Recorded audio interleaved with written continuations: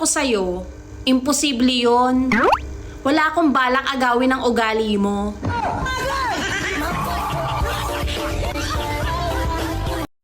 Hindi mo ikayayaman ang pagiging tsismosa mo. Kaya kalmahan mo lang yang bunganga mo.